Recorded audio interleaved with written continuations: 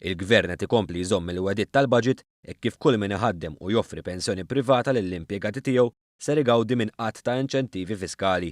L-inċentivi fiskali se joffru kreditu ta' massimu ta' €150 taxxa fuq kull impjegat fis-sena.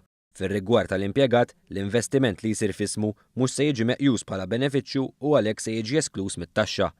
L-impjegat ukoll għandu l-għażla li jinvesti fl-iskema u bekk igawdi mit-tnaqqis fit-taxxa sa massimu ta' €150.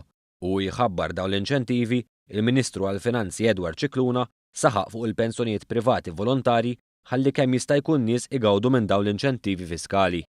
Il-ħolqien ta' skemi bħal dawn se jkunu qed juru impenn u interess min-naħa ta' min qed ikun iħaddem sabiex jagħmel investiment fit-tul fil-ħaddiema tiegħu u fl-istess waqt il-ħaddiema jgawdu minn inċentivi fiskali.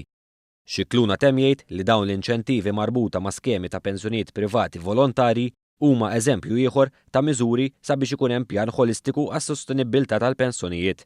Dan hekk kif iktar kmieni din il-ġimgħa wkoll kienu disponibbli bonds bi 3% magħrufin bħala 62+.